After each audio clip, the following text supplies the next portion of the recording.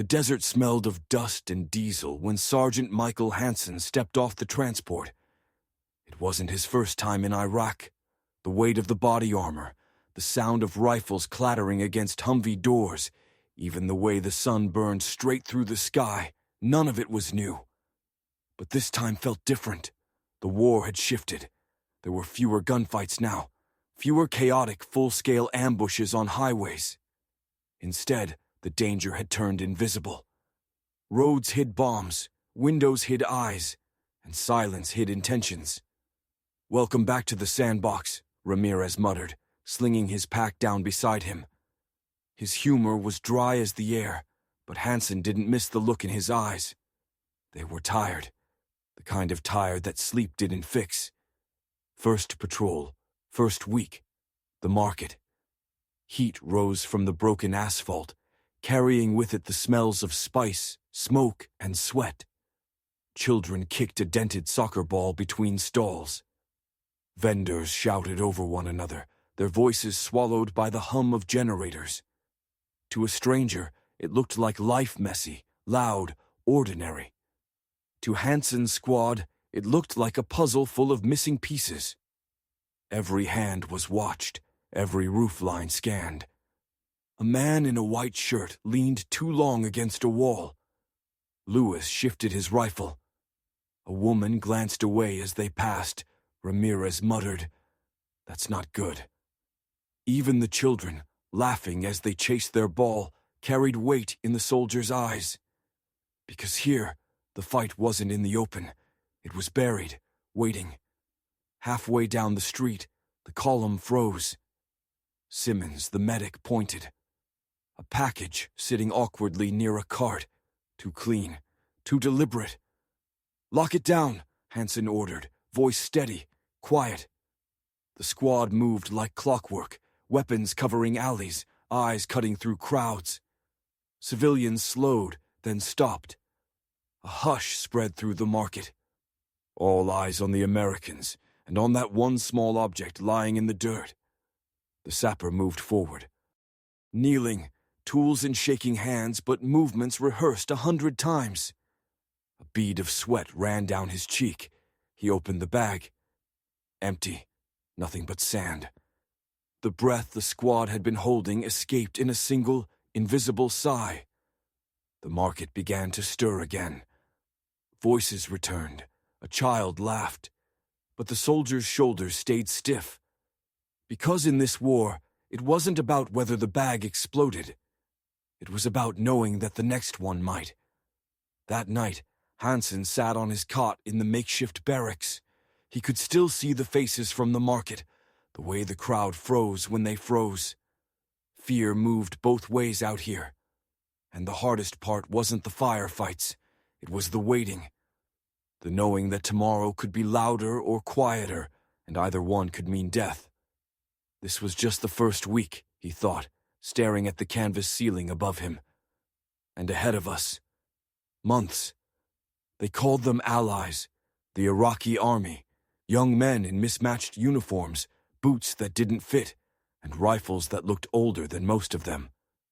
They stood beside American soldiers on patrols, shoulder to shoulder in theory, but in reality, it never felt that close. Sergeant Hansen walked at the front, scanning rooftops. Behind him, Private Lewis muttered, "They look at us like we're ghosts." He wasn't wrong. The Iraqi soldiers marched with them, but their eyes often drifted elsewhere down alleys, across markets, to doors that Americans didn't know to watch. Trust was the mission, command said. Build them up, make them ready to stand on their own. But trust was fragile out here. On one patrol, they stopped at a dusty square where a cluster of villagers gathered. The elder stepped forward, white beard, eyes sharp with years. He spoke fast, frustration pouring out in a language Hansen couldn't follow. The air was thick with suspicion. "Easy," Hansen said, turning to their interpreter, a local kid barely 20, thin as wire, sweat already soaking his shirt. His name was Kareem. Every word he translated carried weight, because out here, one wrong phrase could start a war. He says the soldiers search too rough. They push women aside, Kareem translated, voice steady though his hands trembled.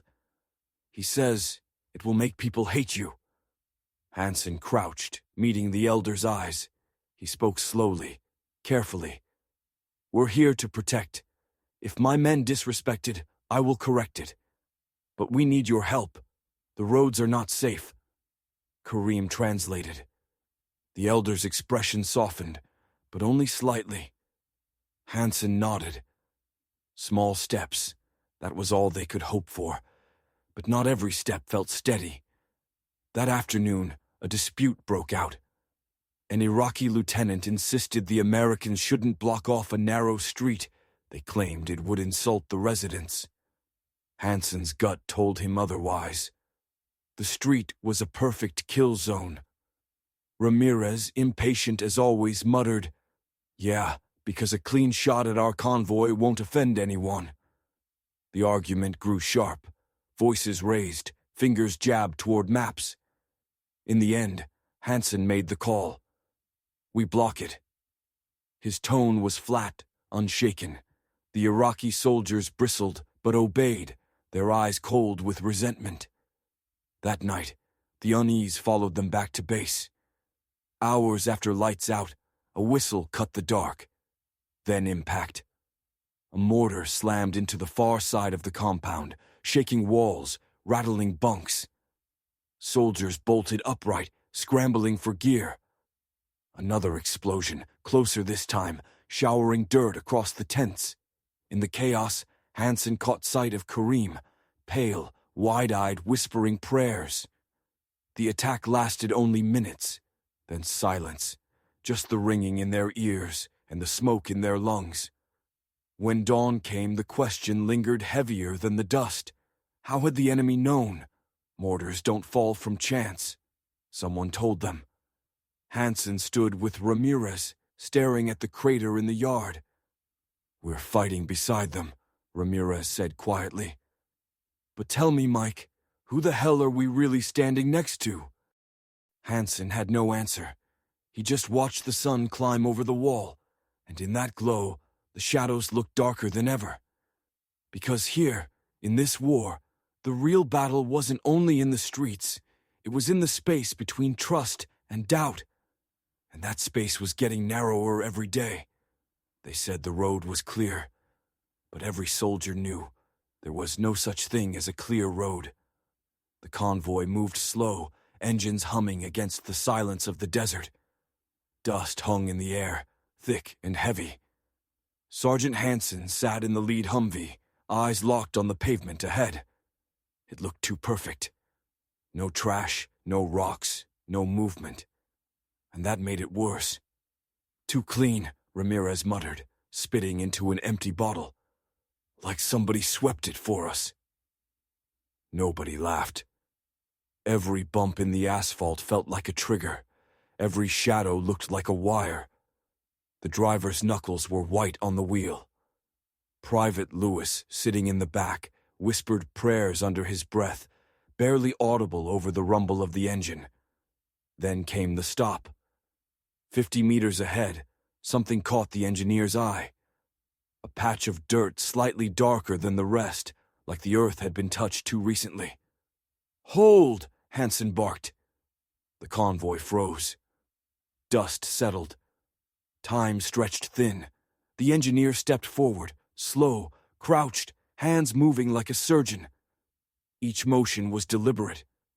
Sweat dripped down his helmet. The others covered sectors, rifles scanning rooftops, alleys, horizons.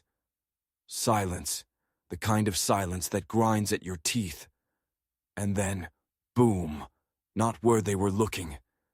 A deafening blast tore into the second vehicle in the line. The shockwave rattled every chest, threw dirt high into the sky.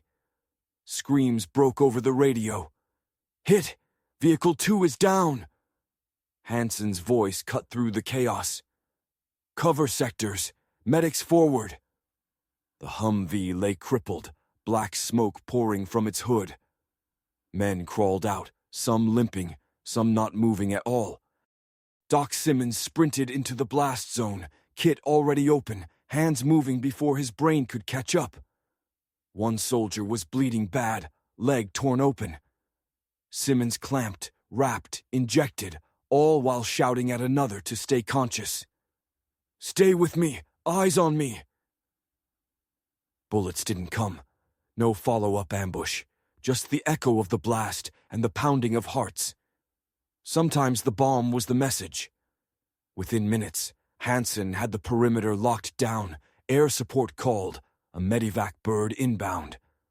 The chopper thumped overhead, blades kicking up a storm as the wounded were lifted out, one by one. Every second counted, every second dragged. When the dust cleared, the anger came. Ramirez found the wire's first thin copper, buried shallow, leading to a crude trigger hidden under a piece of trash not 20 yards from where they'd parked. A whole cache of explosives tucked in a ditch nearby. Son of a... Ramirez kicked the dirt hard, fists clenched. They were right here, watching us the whole time. The men stood over the wires, exhaustion written on their faces. The enemy hadn't shown their faces. They didn't need to. The road was their weapon, the silence, their camouflage. As the convoy regrouped, engines coughing back to life, Hansen looked out over the empty stretch of asphalt.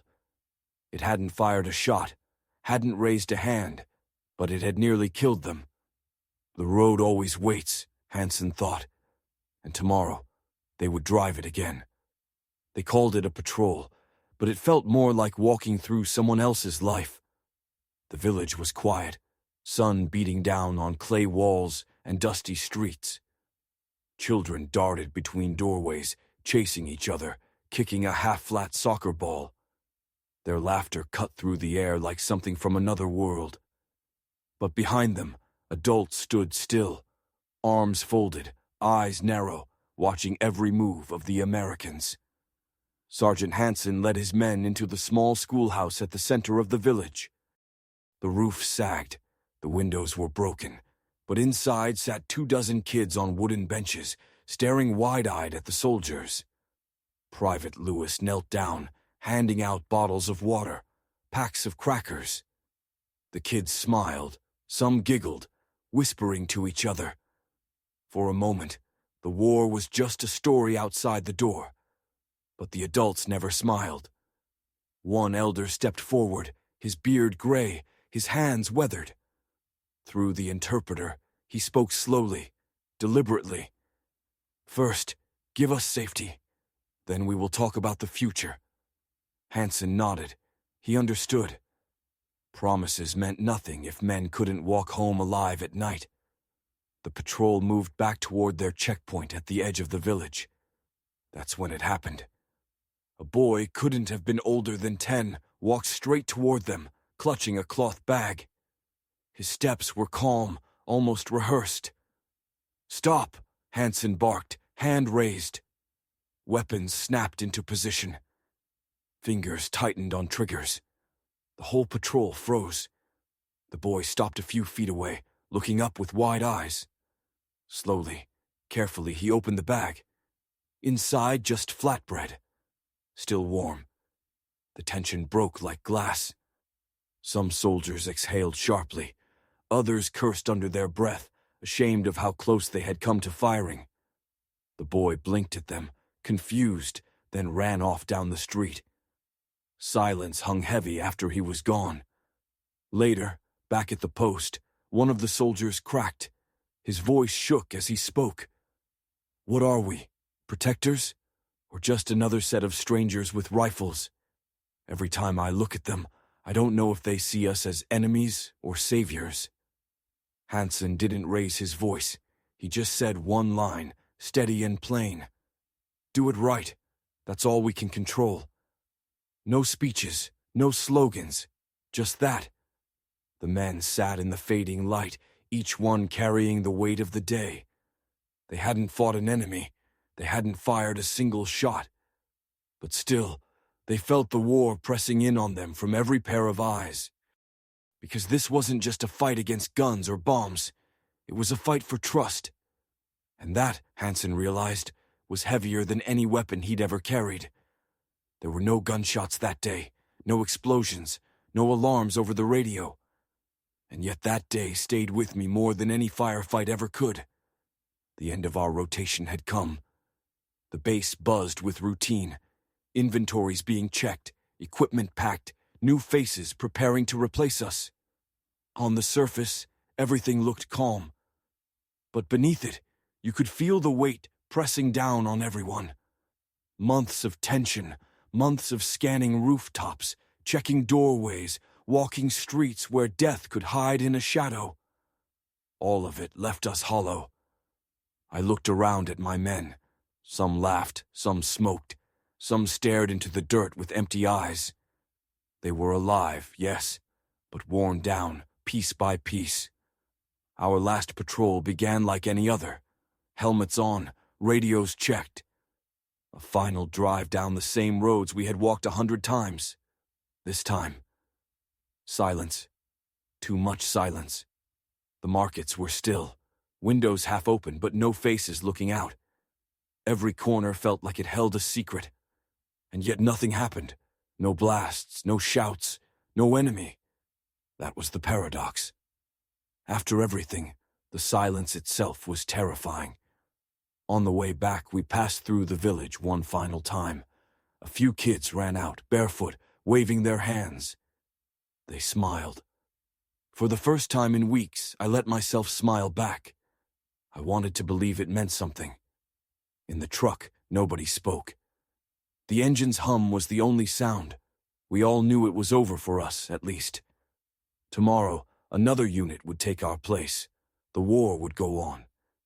And in that quiet, I asked myself, who really won here? Us, or the fear that still lives in every doorway, in every cautious glance, in every step on these roads? Because this war, it was never just about land or politics. It was about trust, about hearts, about minds. And those are battles you don't finish with bullets. If this story moved you, let us know in the comments what part hit hardest. Don't forget to hit the like button. It helps this channel grow and bring you more stories like this. And if you want to follow the rest of this journey, make sure you subscribe.